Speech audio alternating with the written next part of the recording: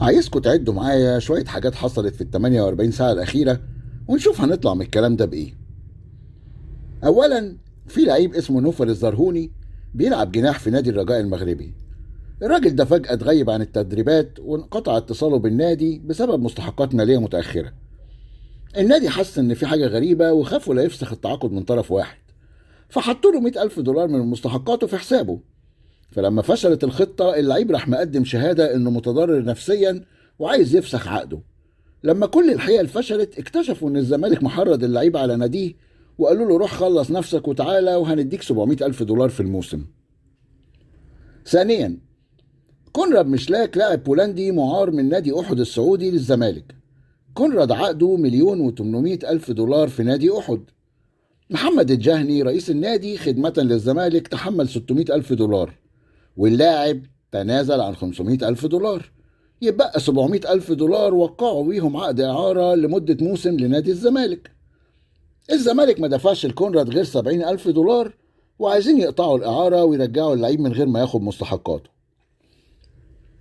لما اللعيب رفض، عرضوا عليه 300 ألف دولار، فبرضه رفض. فعرضوا عليه 450 ألف دولار، برضه رفض.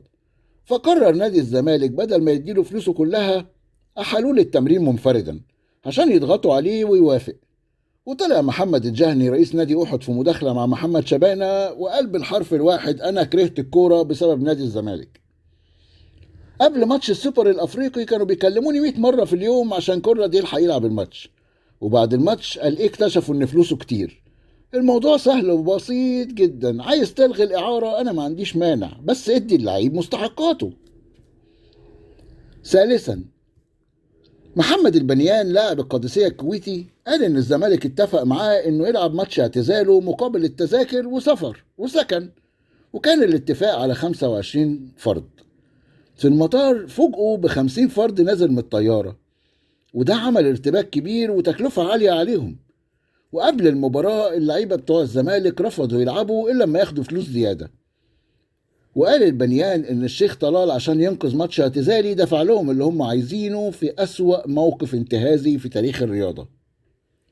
رابعا، طارق دياب نجم الترجي التونسي ووزير الرياضة التونسي السابق قال بكل وضوح إن الفاشل هو اللي بيحاول يقلل من الناجح والمتفوق زي الأهلي، اللي عنده منظومة متكاملة ونظام شبه أوروبي ومكتسح كل البطولات المحلية والقارية والدولية، ويجب أن يتعلم منه الجميع. وأتمنى أشوف الأندية التونسية الكبيرة زي النجم الساحلي والترجي والصفاقسي والأفريقي بنفس المنظومة الأهلوية الناجحة دي. وواضح جدا الكلام رايح لمين، ده لو عنده دم وبيحس. خامسا، ودي بقى القضية ممكن، في مهاجم أنجولي اسمه جيلسون دالا. جيلسون دالا بيلعب في نادي الوكرة القطري، والأهلي كان بيتفاوض معاه.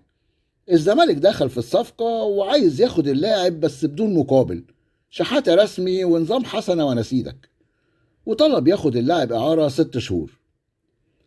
طلع الشيخ خليفة بن حسن رئيس نادي الوكرة القطري في محادثة عبر الواتساب مع خالد الغندور، وقال بالحرف الواحد: الزمالك عايز ياخد اللاعب ببلاش. ومفيش حاجة في الزمان ده ببلاش إلا في حالة واحدة، لو الخطيب عايز اللاعب ساعتها هيروح النادي الأهلي وببلاش. وساب خالد الغندور يا عيني شكله يصعب على الكافر، وهو مرتبك ومبلول في نفسه ومش مصدق اللي اتقاله، ولخبط في الكلام وحاجة فضيحة.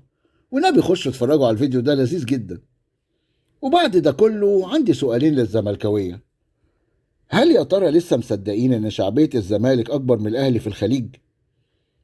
ثانيا، وده بقى الاهم، بجد بجد، انتوا مصدقين انكم منافس وقطب تاني وزيكم زي الاهلي وكده يعني؟ الايام والمواقف والتاريخ بيرد لوحده من غير ما حد فينا يتكلم.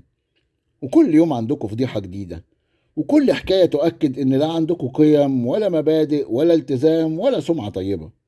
وعلى فكرة، موضوع مشلاك ده لو ما تلمش الفيفا مش هتعديه بالساهل. مرة واحدة في حياتكم ادوا الناس حقوقها، يمكن ربنا ينفخ في صورتكم. ناس ما عندهاش ده